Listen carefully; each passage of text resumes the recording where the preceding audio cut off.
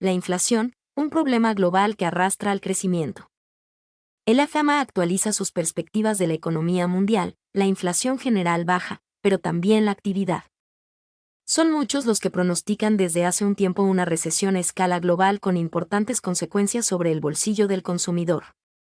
La recuperación mundial después de la pandemia de la COVID, con los estímulos y ayudas para recuperar el parón, y el conflicto de Ucrania, que sigue sin solucionarse, han impulsado la inflación por todo el planeta.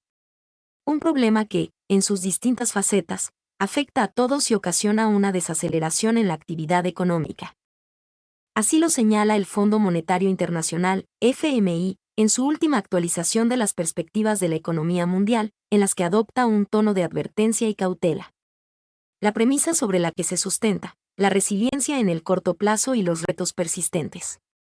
Entre los segundos se encuentra el alza de los precios que no terminan de ceder.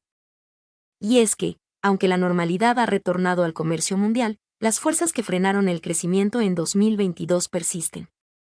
La inflación a la baja, pero todavía en cifras desorbitadas se continúa erosionando el poder adquisitivo del ciudadano. A escala global, los números no engañan. Según el Banco Mundial, el precio al consumo ha variado, y mucho, desde 2017, de una media de 2,2% a un 8,3% en 2022. Pese a que las estimaciones del FMI sitúen el precio de la inflación general en cifras más bajas en 2023, 6,8%, y 2024, 5,2%, siguen muy por encima de la tasa objetivo, que, como orientación y mandato de los grandes bancos centrales, debe rondar en torno al 2%. Una visión panorámica. Si posamos la mirada en la eurozona, Eurostat fija la inflación en el 5,4% en agosto. Los países con mejores cifras son Bélgica, 2,4%, España, 2,4%, y Chipre, con un 3%.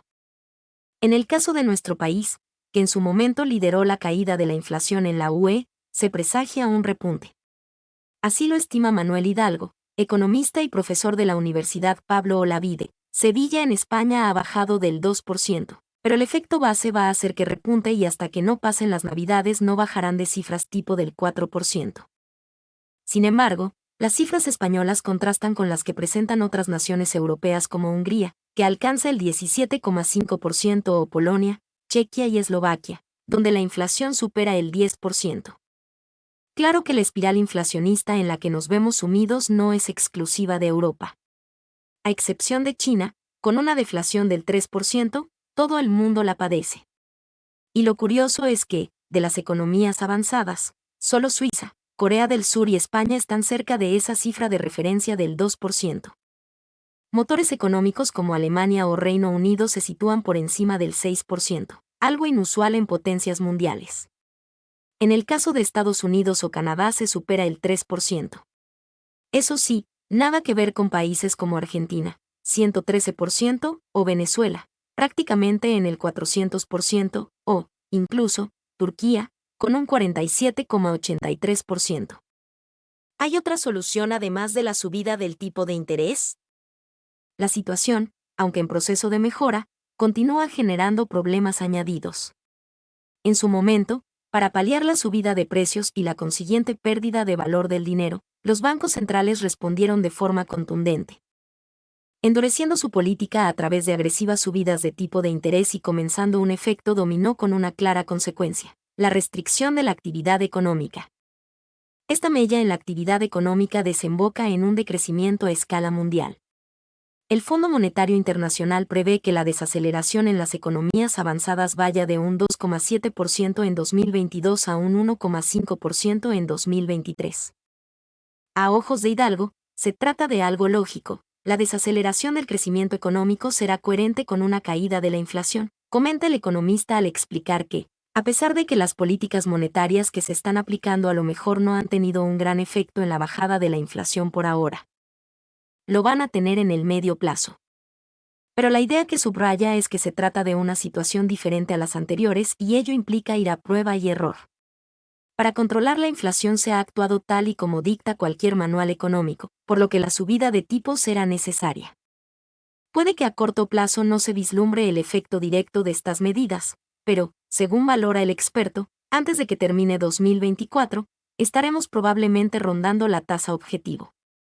La inflación aumenta y la perspectiva de una crisis del costo de vida se avecina sobre muchas personas en todo el mundo. En abril se registró un aumento del IPC, índice de precios al consumo, del 8,3%, mientras que la inflación en Estados Unidos se ha mantenido en el nivel más alto de los últimos 40 años. Impulsada por los costes de los alimentos y la energía tras la pandemia del COVID-19, la inflación se ha visto agravada por la invasión rusa de Ucrania. El índice mensual de precios de los alimentos de la Organización de las Naciones Unidas para la Agricultura y la Alimentación, FAO, que hace un seguimiento a los precios de los productos alimentarios comercializados a nivel mundial, registró un aumento del 12,6% entre febrero y marzo, alcanzando el nivel más alto desde su creación en 1990. El índice de precios de los cereales de la FAO subió aún más, un 17,9%, durante el periodo, lo que refleja un aumento de los precios mundiales del trigo y los cereales secundarios, en gran parte debido a las interrupciones de las exportaciones de Ucrania, uno de los mayores exportadores de trigo del mundo. La invasión en Ucrania por parte de Vladimir Putin también ha provocado que los precios del petróleo, que ya eran altos debido a la demanda contenida de los consumidores tras la crisis, se disparen por encima de los $110 el barril, ya que muchos países occidentales impusieron sanciones paralizantes a Rusia como represalia. El Chief Economist de UBS, Paul Donovan, autor de La verdad sobre la inflación, explica por qué la inflación es tan alta y analiza si ya ha alcanzado su punto máximo. ¿De dónde procede la inflación actual? Donovan califica el actual repunte de la inflación de histórico, pero afirma que no durará mucho más tiempo en estos niveles.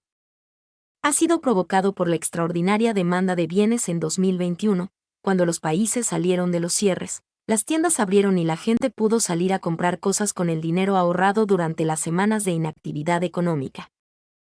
No se trata solo de que los precios suban porque la oferta actual es limitada.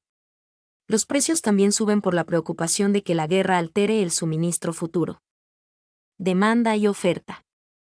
Tenemos este extraordinario aumento de la demanda de bienes y eso ha hecho que la inflación se desvanezca, porque en realidad también vimos un extraordinario aumento de la oferta de bienes. Pero la demanda de bienes fue tan inusual que superó a la oferta, y cuando la demanda es mayor que la oferta, se produce escasez o aumento de precios. Lo que tuvimos fue una mezcla de ambos, pero parte de ese aumento de la demanda hizo subir los precios. Ahora, eso empezó a desvanecerse porque, por supuesto, a finales del año pasado en varios países, las reservas de ahorro de los consumidores habían desaparecido, por lo que la demanda estaba bajando. Todavía tenemos algo de esa presión inflacionista, pero está en vías de desaparecer. Si miramos, por ejemplo, los precios de los televisores en Estados Unidos o en otros países, el año pasado subían y ahora bajan, de hecho tienen una inflación negativa. Así que hemos empezado a ver una corrección, pero todavía hay suficientes efectos persistentes que se suman a la inflación. Consecuencias de la guerra. La inflación impulsada por la demanda empezaba a desvanecerse, hasta que la guerra de Ucrania causó estragos económicos. Hay todo tipo de consecuencias humanitarias, de la guerra, que son muy trágicas, pero también hay una consecuencia económica y es que, aunque Rusia no es realmente tan importante como economía, sí lo es en materias primas. Mi nombre es Demim. Soy tu asistente personal. Mi sitio en internet es demim.es.tl